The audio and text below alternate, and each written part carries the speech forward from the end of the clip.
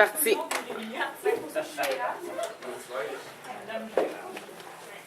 commence par présenter la vidéo. Est-ce qu'on voit ça? Oui.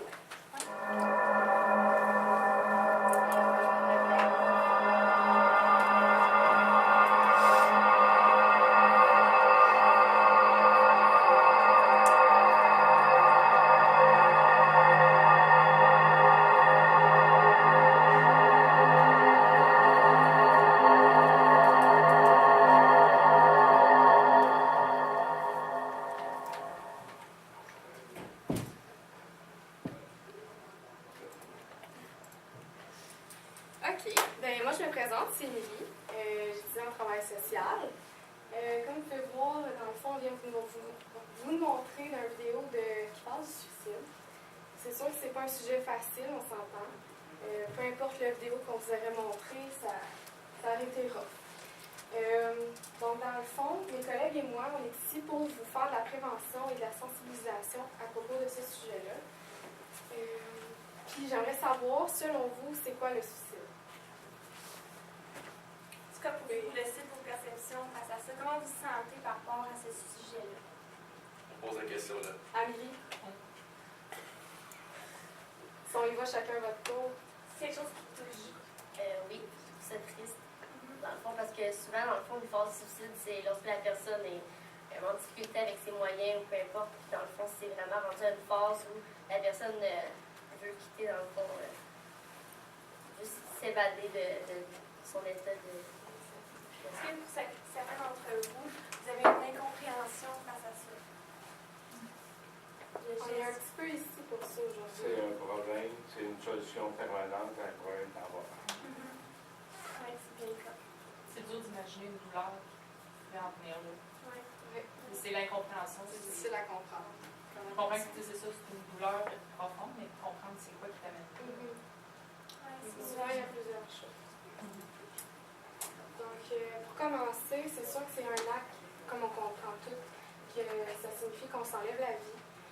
Il y en a qui vont même pas s'en rendre compte que ça va arriver à cet acte-là. Ils vont penser que ça va être juste un essai, que finalement, il va être rendu trop tard. Il y en a que leur moyen, c'est de s'injecter la drogue puis faire une surdose. Il y en a d'autres, ça va être avec des médicaments. Il y en a, ils vont prendre la corde puis ils vont se pendre. Il y en a d'autres que ça va être de se faire mal mutuellement.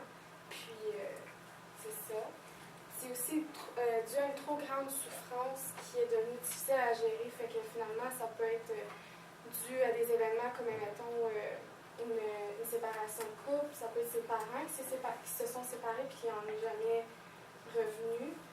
Ça peut être économiquement, il n'arrive pas à gérer son budget. En tout cas, c'est à l'infini. Puis à un moment donné, ça vient que personne n'est à l'abri de ça parce que tu sais jamais quand est-ce que tu seras plus capable de gérer tout ça. C'est souvent issu d'une dépression justement parce que tu vis tellement de problèmes qu'à un moment donné, tu viens une dépression puis tu vois juste noir puis c'est la seule solution pour toi. Puis pour arrêter de souffrir, eux autres, ils prennent la solution à long terme. Donc, un peu comme ma collègue Emilia disait, qu'elle vient juste de parler, il y a plusieurs choses qui font en sorte que quelqu'un en pense à venir au suicide. Et puis, ça, c'est lié à certains facteurs. Donc, c'est des choses qui se passent dans sa vie ou dans sa tête qui font en sorte, justement, qu'il pense à en venir à se suicider. Donc, ça peut être son milieu social. Il peut se faire intimider. Donc, à tous les jours, il se lève, il va à l'école, au travail, il se fait intimider, puis pour lui, c'est dur. Fait que dans sa tête, pour lui, il n'y a plus vraiment de porte de sortie à part le suicide parce que peut-être qu'il ne se fait pas comprendre justement que c'est trop difficile. Ça peut être sa situation familiale. Donc, il peut vivre de l'abus, ça peut être de la violence physique, ça peut être de la violence mentale, même conjugale. Et puis, il est tellement dans cette violence-là qu'encore là, c'est très dur pour lui de vivre avec ça. Les personnes aux prises avec des problèmes ou des troubles psychologiques, donc par rapport à la santé mentale, aux maladies mentales, la personne va être très rejetée, puis elle va être très marginalisée par rapport à ça, puis elle ça va être difficile de se faire comprendre pour elle. Donc, elle va avoir des pensées suicidaires, puis les hésitations suicidaires vont s'en suivre. Puis ça peut être des événements survenus dans la vie personnelle comme des peines d'amour, le deuil, des échecs, des rejets. Donc c'est une situation qui est très difficile, puis la personne, elle ne sait plus comment gérer ça. Donc pour elle, il n'y a plus vraiment de solution pour ça parce qu'elle est mentalement plus capable de vivre avec ce problème-là. Puis ça peut être sa situation économique, financière, donc un très grand problème d'argent, puis elle ne sait plus quoi faire avec ça. Puis ça peut être des dépendances, donc drogue, alcool, problème de jeu, soit qu'elle n'a plus d'argent pour le payer, soit qu'elle est tannée, soit qu'elle veut faire une overdose, plusieurs facteurs qui sont liés à ça. Et puis les signes précurseurs, ça dans le fond, c'est des actes puis des comportements qu'on peut observer lorsqu'une personne a des idéations suicidaires.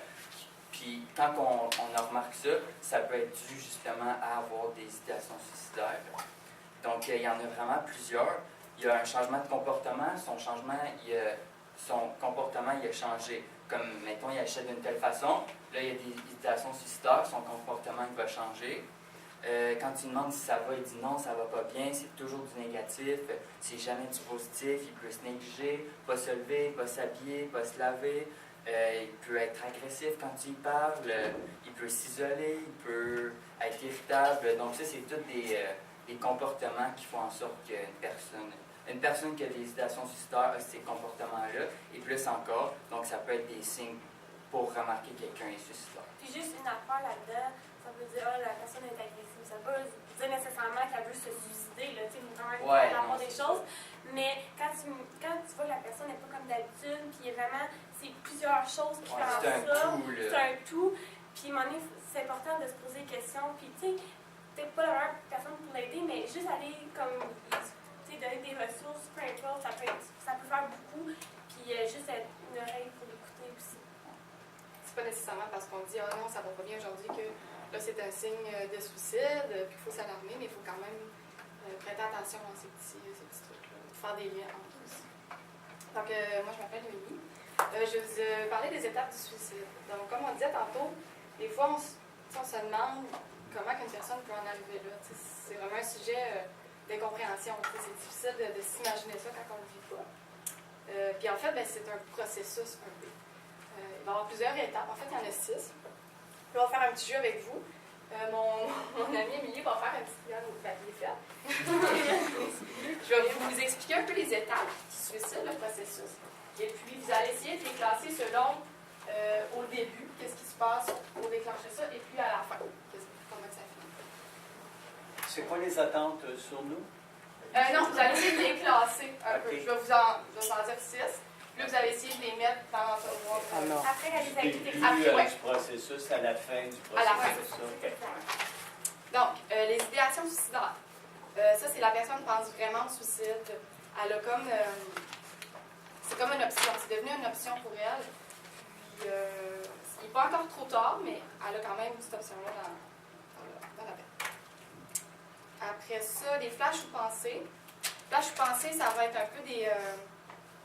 elle va y penser des fois, de temps en temps. Ce ne sera pas constant, mais ça va arriver une mauvaise journée, bien, ça va peut-être penser à ça. Après ça, rumination, c'est rendu c'est la situation qui va se passer. C'est plus une option, c'est ça. Puis la rumination, le processus va se faire dans sa tête. Quand, où, comment et quoi. Après ça, il y a la tentative suicidaire. Donc, quel que soit l'objet avec quoi qu'elle veut faire, ça va être l'acte.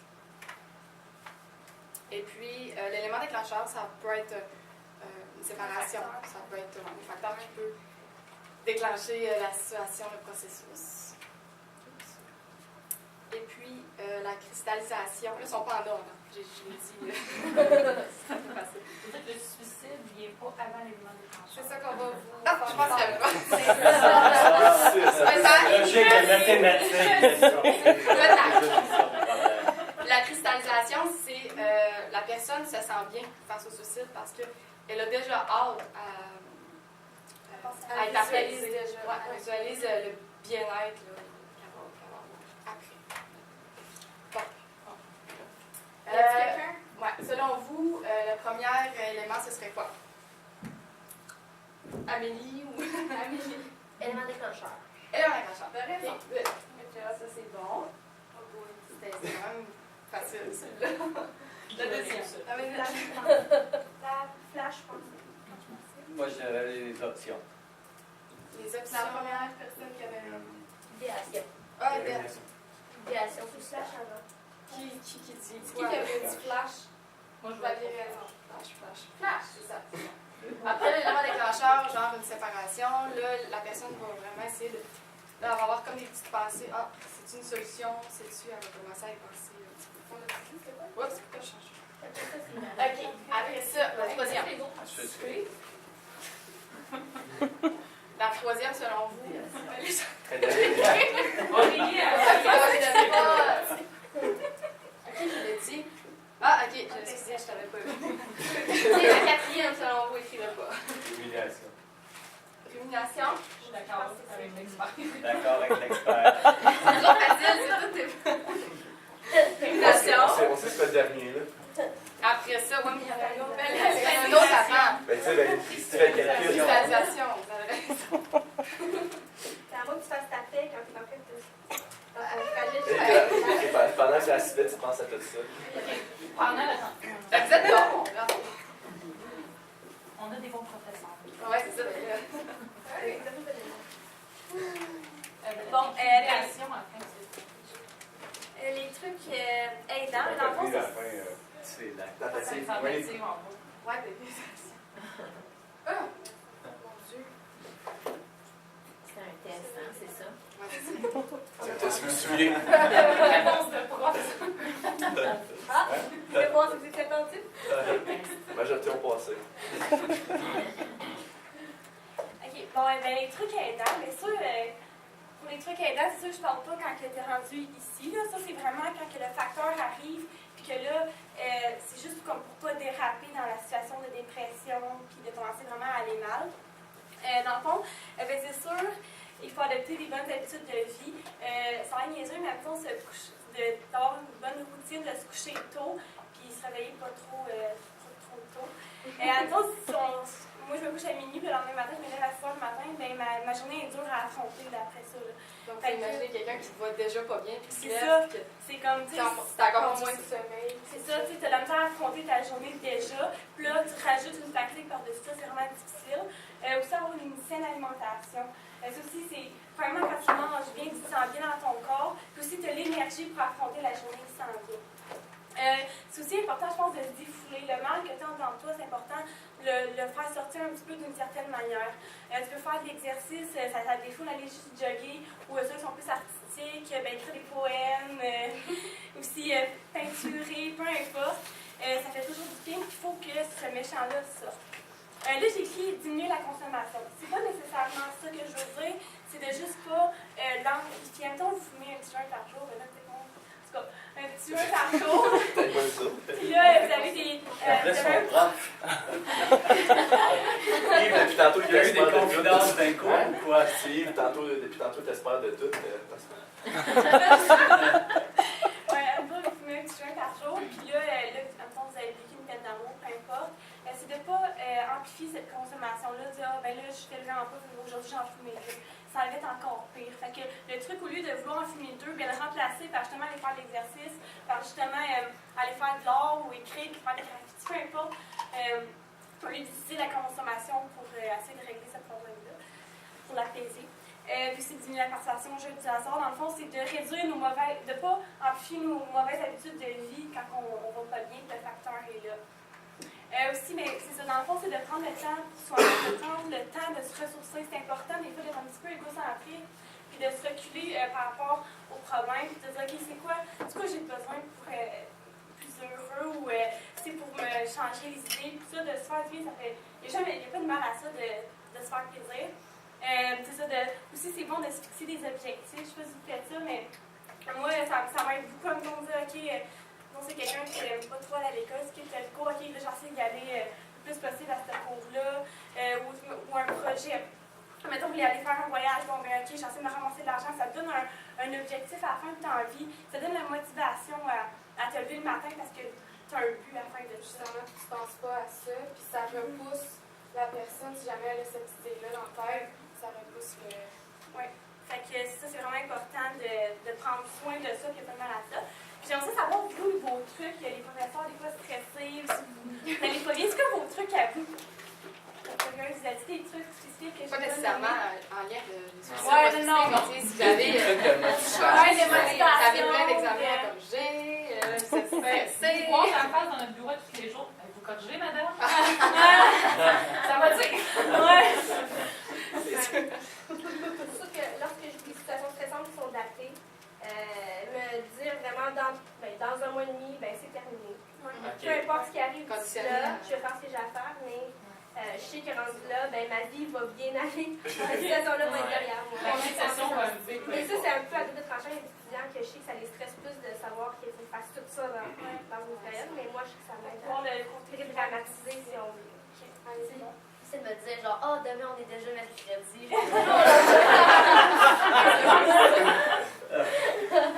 Moi, je commence pas une journée sans méditer. Donc, je me recueille 10-15 minutes tous les matins.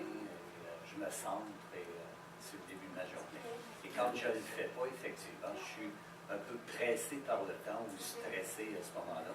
Donc, pour moi, vraiment, la recette, c'est se donner un peu de temps. Vous faisiez référence tout à l'heure en pensant à vous. Et effectivement, ça prend diverses formes selon les personnes, Ouais, c'est ça. leur hobby, leur passion et tout. Exercice beaucoup pour moi, là, le matin, faire un jogging. Là, Ça sort le méchant. je rumine tout ce qu'il y a à ruminer. Tu sais, t'es tout seul avec toi-même. Fait que tu rumines. Mais tu sais, moi, je règle mes problèmes. Là. Fait qu'après ça, il y a plus de problèmes. Tu sais, l'endorphine. Ouais, C'est c'est vrai, là. Si vous y croyez pas, là. c'est vrai. C'est très ça fait du bien. Oui. Vous en avez nommé plusieurs. Moi, ça serait aussi de penser à une situation où j'ai vécu un même stress ou le même état de ça va pas bien, puis de me dire comment j'ai fait pour m'en sortir à ce moment-là, puis de me dire que là j'ai réussi, donc il n'y a pas de raison pourquoi je réussis pas ça. Moi, c'est de me permettre des petits plaisirs, comme si d'aller au Starbucks puis d'acheter un café croustillant, de la crème fouettée. Fais pas ça tous les jours. Les délices de la vie. Ouais, c'est ça, des petits bonheurs. Juste changer d'environnement, des fois, ça aide. Je risquerais d'en ajouter une. Moi, c'était un défi, c'était changer une cassette négative. C'est-à-dire, je suis pris dans un problème où je n'ai pas vraiment de solution à l'instant. Je ne peux pas vraiment changer la situation.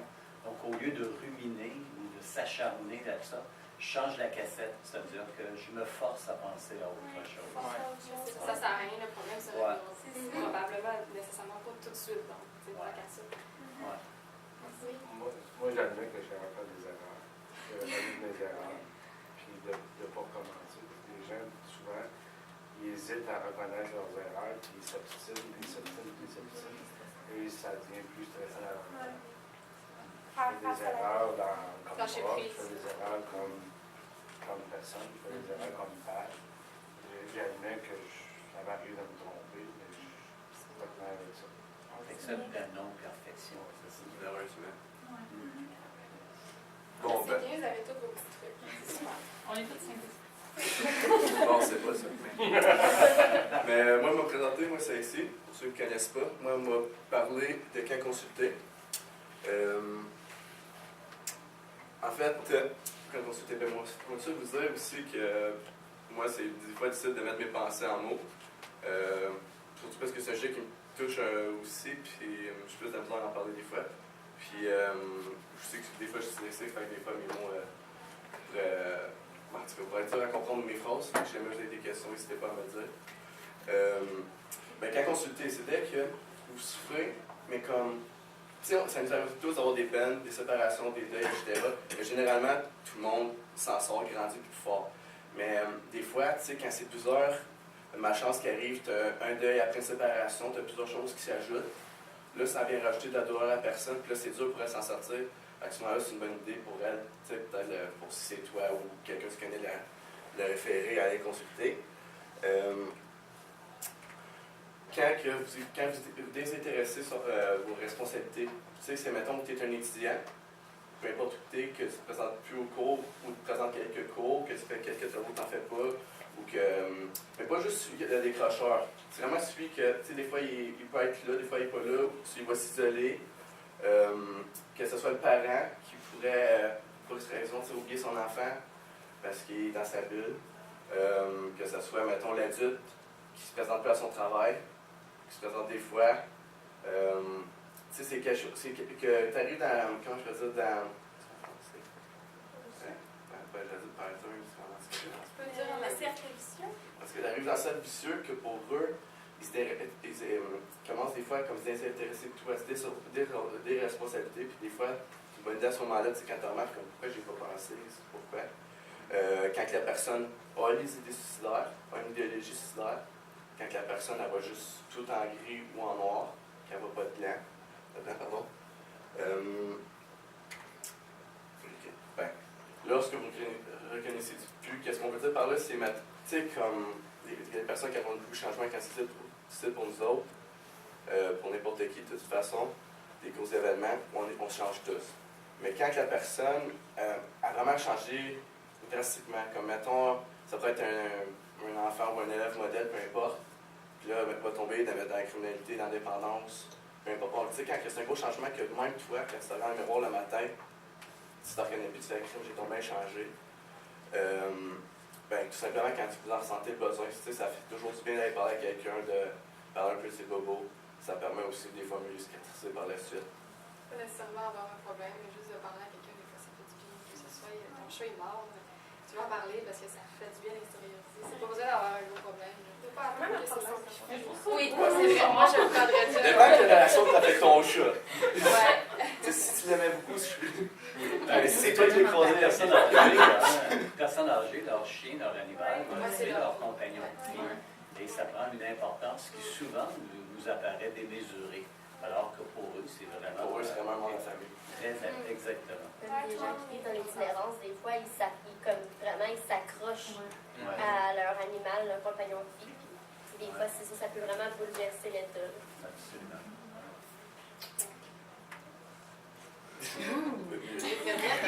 C'est ma force. Donc, on a un petit quiz pour vous. C'est vrai, ça. OK.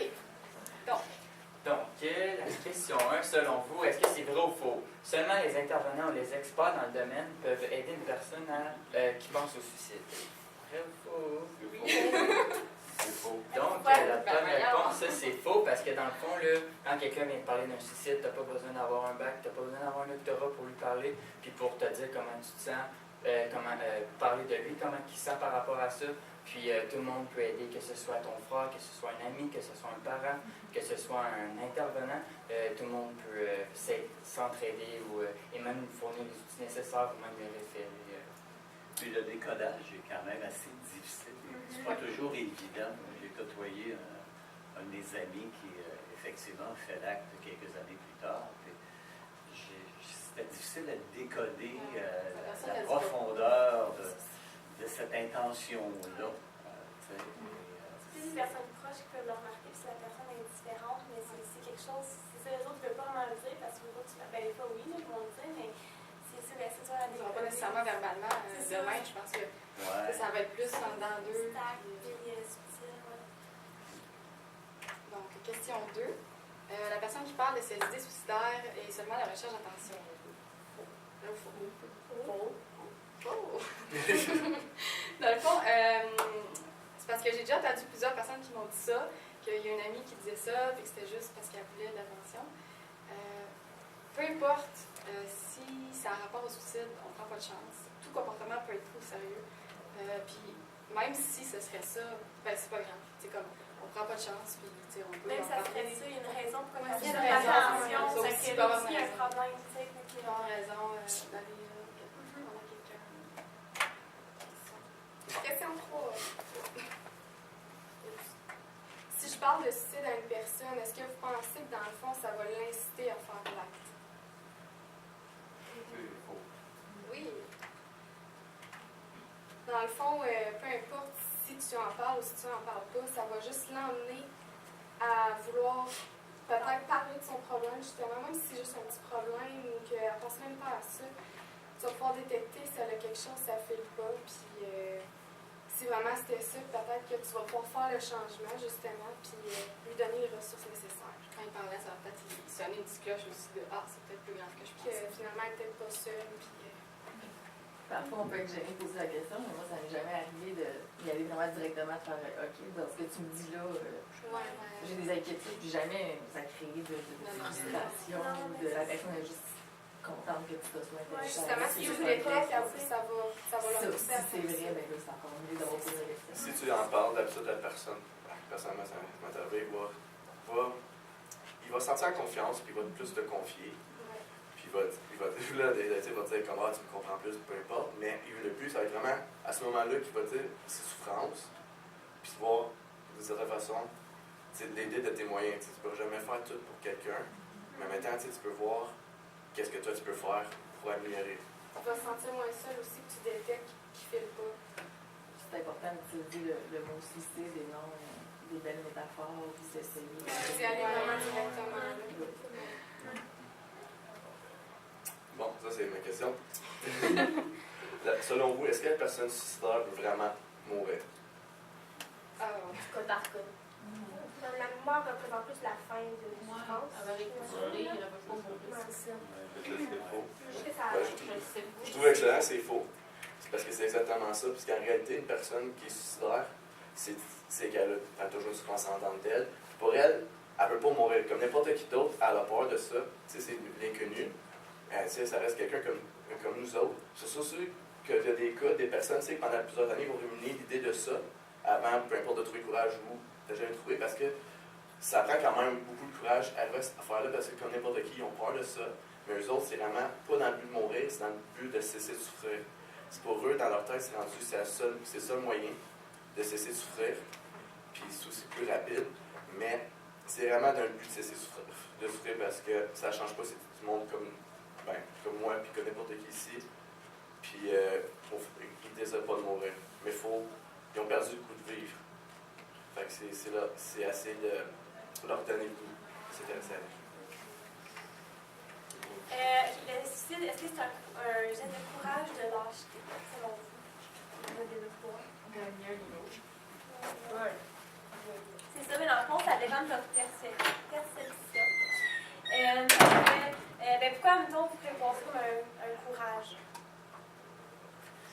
C'est difficile de passer à Le l'acte. geste, c'est ça, le geste qui est posé, c'est comme un courage. Puis lâcheté, puis on a le goût de se battre. Ouais, c'est ça. Robin Williams, ça nous a tous frappés. Écoute, c'est un gars qui nous a fait rire dans tous ses films, mais pourtant, il avait de la souffrance. Personne à l'abri, parce qu'il y a même les acteurs qui ont l'argent, puis tout l'entourage qui voudront, même eux sont sensibles à ça. La perception de courage du danger, c'est parmi ceux qui restent et qui observent les gestes en disant « Moi, ça me prendrait du courage pour faire ça. » Ou c'est un âge d'avoir abandonné ses parents. La personne qui est en souffrance, elle ne va pas ça comme un geste de Elle pense juste à elle. Elle pense juste à arrêter de souffrir. C'est vraiment, on voit vraiment que d'avoir le courage de se faire du mal soi-même, c'est vraiment une détresse psychologique, je pense. C'est vraiment... Je pense qu'il faut éviter de parler de notion de courage et de danger. Oui, c'est ça. Il faut parler de désespoir, il faut parler de souffrance, il faut parler de... Okay, donc, je vais vous dire des petites statistiques, des petits faits saillants. Taux de suicide est près de 3 fois plus élevé chez les hommes que chez les femmes. Avez-vous une idée pourquoi, d'après vous? Mégane. Les hommes vont avoir recours à des actes plus drastiques, à des méthodes plus drastiques, dans le fond, que les femmes, dans leurs moyens. Une méthode plus efficace. Métal. C'est souvent les plus drastiques, plus violents. En fait, Puis les hommes refoulent davantage leurs émotions. Les femmes n'osent pas parler de leur détresse. Les femmes ont plus de facilité à parler de leur souffrance et de leur détresse. Ils évacuent plus. C'est plus acceptable aussi pour les femmes de pleurer. C'est ça. En fait, vous avez toute raison. Il y a différentes écoles de pensée là-dessus. Dans le fond, nous, le côté qu'on avait vu de la médaille, c'est que les hommes, parce qu'on va voir tantôt avec le tableau Alexis, entre le 30 et 50 ans, il y a plus de il y a plus de suicides parce que les hommes rendus à un tel âge ressentent une pression, une responsabilité de faire vivre la famille et tout ça. Puis ils ont beaucoup de responsabilités. Donc, nous, on avait vu ce côté de médaille-là, mais c'est bon aussi, c'est vrai que les hommes ils refoulent plus, puis aussi pas, c'est de l'accumulation. Après ça, il y a 3 suicides par jour au Québec, 8 cas par jour d'hospitalisation dus à des tentatives ratées. Donc, nous, on trouvait ça quand même beaucoup. 3 suicides Oui, réussi, puis 8 de ratés. Donc, Ça fait tellement 11 tentatives, puis 3 suicides. Mais il faut dire qu'autant de gars que de filles tentent de suicider. oui, de temps de temps. mais dans les... Et les hommes? Au Québec. Parmi les 8 cas de suicide, là, il y a autant de gars que C'est les femmes des qui vont utiliser, mettons, plus les médicaments. Ou, c'est quoi dire aussi, des fois, oui, ils vont se couper les veines, mais c'est que aussi, qu'est-ce que le monde ignore, quand aussi, mettons, tu te coupes les veines comme ça, tu as beaucoup de risques que ça va coaguler et se refermer. Puis, ça aussi, c'est pour ça aussi qu'une certaine façon, ils commencent toujours à l'image comme ça, parce qu'ils préfèrent ça, parce que le monde qui vont se couper comme ça, parce qu'ils ont plus de chances de survivre, parce que la vraie façon, ça serait que de se couper comme ça. Puis c'est pour ça qu'ils disent pas, parce qu'ils veulent pas que ça fonctionne plus. Mais je pense pas que vous autres, vous ayez un risque, là, mais en tout cas. Tout le monde, personne n'est à la Mais vous êtes, parce que très bien, c'est ça. Mais les femmes aussi vont utiliser des médicaments. Puis des fois, tu sais, tu peux vous réformer ou appeler sans antipoison. En même temps, il y a une étude qui est sortie pas longtemps, depuis peu en Outaouais, où c'est les hospitalisations pour abus de médicaments, c'est autant les hommes que les femmes. Mais les hommes survivent plus à l'abus de médicaments que les femmes, parce que leur constitution est plus forte, etc. Et il y a plein de gars qui vont prendre une overdose de médicaments, ils vont se réveiller le matin un peu comme à deux, puis ils vont aller travailler, puis ils vont faire le soir à l'hôpital.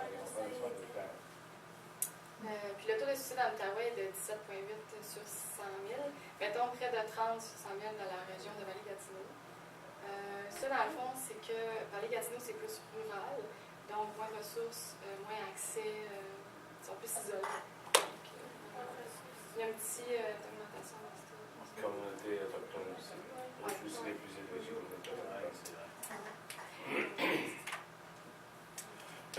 moi, j'ai fait un petit tableau sur le site, parce que le taux de suicide, c'est toujours sur 100 000 au Québec, puis internationalement aussi.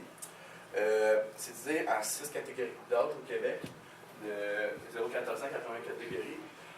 Les taux, comme vous voyez, c'est quand même relativement bas, parce que ça reste rare que tu vas avoir des enfants alcooliques. Mais le souci, c'est là que les personnes ont plus de pourquoi. Pourquoi qu'un enfant penserait à s'enlever la vie? C'est souvent à ce moment-là que les proches vont vivre plus de deuil, etc., d'incompréhension face à cela. Ça, 15-19 ans, c'est la période qu'on connaît au secondaire. Mais comme vous voyez, ça a une tendance. On n'a pas malheureusement les chiffres jusqu'en 2011, ils vont sortir prochainement. Mais d'après ce que j'ai su, ça continue encore à descendre dans cette catégorie-là, surtout à cause des programmes contre l'intimidation, puis essayer de plus incorporer les gens. Beaucoup les statistiques parascolaires, ça aide beaucoup. Malheureusement, il y a présentement un couple là-dedans. 20-30 ans, c'est jeunes étudiants, ça reste statut stable. C'est surtout, c'est triste à dire, les jeunes universitaires ou les personnes qui n'ont pas réussi, qui réussissent pas, mettons, qui sont toujours en même cercle, qui ne sont pas capables de se développer. Quand c'est des jeunes étudiants universitaires qui ont beaucoup de stress, là encore, j'ai entendu parler d'une fille à Montréal qui est en médecine qui s'est tuée la semaine passée. Un de mes amis était dans sa cohorte, en tout cas. Comme Némi a dit, la plus haute proportion, c'est de 35 à 50 ans chez les hommes. Moi, j'ai fait une recherche là-dessus. C'est surtout le fait que les hommes, en général, on se sent responsable de base, d'être fournisseur, pourvoyeur de notre famille. Puis ça, quand ça arrive, c'est souvent des hommes qui ont perdu leur travail, ils sont diminués, s'isolent. C'est séparation difficile, un deuil, souvent comme ça, puis ça va être des hommes qui vont être vraiment isolés. Puis tu sais, quand c'est âgé, ils se disent, je suis supposé être fort, je suis supposé être tout seul. Puis c'est là, justement, qu'ils font cette erreur-là, puis d'être tout seul. Puis c'est à ce moment-là qu'ils découchent jusqu'à aller dans le gouffre. Encore une autre catégorie, 50-64 ans, c'est encore à peu près pour la même raison. Mais aussi, on rentre dans les raisons des aînés. Ça, c'est, malheureusement, là, ça ne paraît pas trop, mais on n'a pas les chiffres de 2011, comme j'ai dit. Ça a une tendance à légèrement augmenter, les aînés, les personnes âgées. Ça, c'est à cause que les personnes âgées, il y a plusieurs raisons. Il y en a, c'est à cause qu'ils perdent leur autonomie, puis ils ne veulent pas finir dépendant de tout le monde. Il y en a, c'est qu'ils se sentent inutiles dans leur famille. Il y en a qui sont toujours tout seuls, qui ne vont jamais leur famille, ils se sentent isolés. Il y en a, ça peut être... Il y en a aussi, ils vont être corrects. Jusqu'à, mettons, une vieille personne âgée, d'un seul coup, saute d'incontinence, mais elle dit, bon, je suis plus autonome, ben, je veux pas finir comme ça. C'est surtout parce qu'eux autres, ils sont comme délaissés par la société, inutiles. Surtout pour ça. Puis malheureusement, puisqu'on a plus de personnes âgées, on va vers une tendance vieillissante, malheureusement, ce taux-là a tendance à augmenter. Puis aussi, c'est aussi qu'on n'est pas une société où que, généralement, on est plus proche de nous donner d'aller les voir. Fait qu'ils sont souvent isolés, puis ils développent... je me fais dire, en fait, par responsable du suicide de taux, qu'il y a de plus en plus de personnes âgées qui ont des problèmes mentaux. Puis que le taux de suicide, c'est ça, il va augmentant. Puis je trouverais ça malheureux. Bon, et les ressources, c'est très important. Centre d'intersection de la suicide, mettons, quelqu'un que vous connaissez ou vous-même, quelqu'un qui s'est suicidé, puis il faut passer le deuil de ça, dans le fond. C'est justement appelé là. Puis c'est aussi une intervention. L'info santé, ça c'est plus médical, là, mais il faut toujours rappeler, on va pouvoir vous référer aux bonnes personnes. Il y a la ligne parents, c'est vraiment intéressant, je trouve. Mettons, vous sentez votre enfant avec l'intimidation ou votre enfant ne va pas bien, puis vous ne savez pas comment l'approcher avec ça, vous appelez, là, ils vont vous donner des trucs. Pavillon du parc, c'est vraiment spécialisé. Par exemple, pour les jeunes avec le spectre de l'autisme, puis une déficience intellectuelle. Ça, c'est vraiment ces personnes-là, ont les mesures nécessaires pour ces personnes-là s'ils ne vont pas bien. Il y a Teller d'Outaouais, ça, vous pouvez appeler, parler de n'importe quoi. Ils vont pouvoir vous écouter. Il y a Tel Jeune aussi, plus pour les jeunes. Même chose, vous pouvez parler de d'amour ou deuil, peu importe. 124/7, ça, c'est vraiment aussi pour les situations de crise. Vous pouvez appeler, admettons, si vous voulez vous citer, pas juste ça, mais ça va vous filer vraiment pas bien. Appelez-le, puis aussi l'intervention qui se fait sur place. Ben, sans intérêt, maintenant, c'est juste le territoire des médecins. OK. Juste sur le Lequel, ça? 124/7, maintenant, c'est juste le territoire des médecins. On essaie de prendre l'Outaouais. Mais 124/7 de crise puis intervention. Je l'avais rajouté, mais... Il y a aussi des détours, ils font la prévention, sensibilisation, conférences, puis ils font l'intervention. C'est ça, dans le fond, c'est pas. J'ajouterais que si vous connaissez quelqu'un ou si vous vivez une situation comme ça à l'intérieur du collège ici, je n'hésite pas à venir me voir ou à Oui, ça. Puis, non, mais c'est ça, dans le fond, on veut que vous sachiez les personnes qui sont à l'abri, c'est pour ça que c'est important de remarquer les petits, tu sais, quand on parlait tantôt, là, quand on va bien, tout ça, de prendre soin de ces personnes-là, de référer aux bonnes ressources, puis ça, de prendre ça au sérieux parce qu'il y a trop de personnes, je pense, qui décident de ça, puis il faut se lever debout. Puis, c'est sûr aussi, en même temps, c'est un petit peu un sujet tabou, mais j'espère que dans notre présentation, on l'a rendu un peu moins tabou à votre goût. Puis, si quelqu'un vous en parle, n'hésitez pas à l'aider. Ou si vous n'allez pas bien, n'hésitez pas à lui en parler parce que ça peut être des dommages permanents. Puis, ça peut être. Notre but aujourd'hui, c'était vraiment de vous. C'est ça, vous êtes déjà un peu sensibilisés, vous êtes dans le domaine, mais de faire la prévention, de faire la sensibilisation, puis de rendre ça moins tabou. Qu'on soit capable d'en parler ouvertement, qu'on soit malaise. Oui. En fait, un numéro de suicide d'éto, 1-866. Ça, c'est pour intervention. En fait, c'est le numéro 1-866 appel. C'est la même chose. C'est partout à travers la province. C'est pas juste suicide d'éto. C'est quelqu'un en détresse appelle 1-866 appel ou 277-5335. On changera de numéro. Si on changera de numéro, j'ai un 4. Non, mais c'est la même chose, sauf qu'on parle la ligne 1-866 appel, mais c'est 277-3553. C'est la même affaire. Quand on regarde les chiffres, les lettres, c'est la même chose. Ce numéro-là est bon à travers la province du Québec. Puis pour finir, on a un petit jeu pour vous. Je ne sais pas tout de suite c'est quoi, mais j'avais besoin de 3 volontaires qui veulent venir en avant. Moi, j'ai plus mal. Je peux aller en avant. Non, on ne peut pas créer. Merci Catherine. Merci Jean-Philippe. ça va dépendre à quel point. Ah, c'est possible. Vous en avez-vous 3 pour Oui. Fait que je te donne un crayon. Je t'en donne 3. Puis je t'en donne 6. Fait que là, je vais commencer par toi. Je te demanderai d'essayer de casser le crayon. Oh!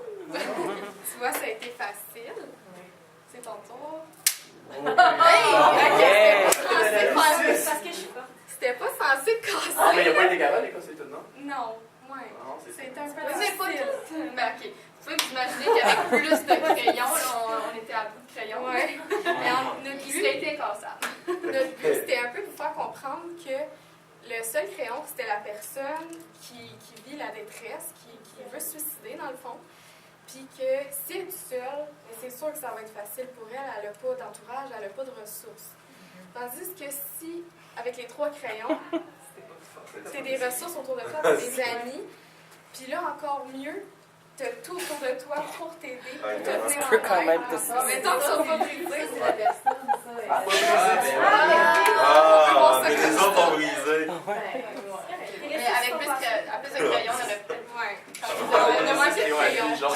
Plus que de gens, plus que de chances. Ouais, Une personne, exactement. Ouais, des bonnes ressources. elle réussit à aller Quand chercher. tu Vraiment, veux le faire c'est comprendre. de montrer que la personne, Ouais. tu sais, au début, fragilisée, mais plus qu'elle est entourée, plus qu'elle se Ben, tu vois qu'il y a de chance qu'elle passe à l'acte. C'est Le message est là. C'est pas Prends possible des que marqueurs pas. la prochaine fois. Non, ouais. Après, on laisse ce crayon à lui. Bon, ben, Tu sais, c'est une histoire, c'est important. Mais c'est pas ça le crayon. Bon, donc, c'est ça. Donc, Ah, merci la d'avoir. période. Maintenant, c'est la période de questions. Merci. Là, on demandait un peu comment ça a trouvé ça, là, les points améliorés. Y a-t-il quelque chose qui vous a marqué dans notre présentation? Qui vous a plus Négativement touché? ou positivement, Ouais. des commentaires constructifs. Ou, Mais très Puis, super. Regarde. Ben moi, j'ai mis le petit exercice avec les crayons. Ça aurait été peut-être cool de commencer avec quelque chose comme ça qui donne Ouais. plus frappant, mais j'ai trouvé ça le fun. C'est même si ça n'a pas tout à fait. On a compris Ouais. le principe, puis l'image était frappante, donc je trouvais ça intéressant. Mais vous parliez que, tu nommais que c'était aussi pour rendre ça moins tabou, rendre le sujet du suicide moins tabou, puis ça apparaissait dans votre approche, dans le milieu de suicide, vous utilisez les mots, fait que ça serait intéressant aussi. Dans le fond, tu sais, vous avez fait un beau travail d'équipe, vous avez donné la parole, dit les choses étaient pas mal équilibrées. Donc, bravo. Vous êtes sur la bonne voie. Bravo aux Il y en a un qui enseignants, parlait. bravo à Ouais, votre merci. engagement. Ça paraît. Ouais.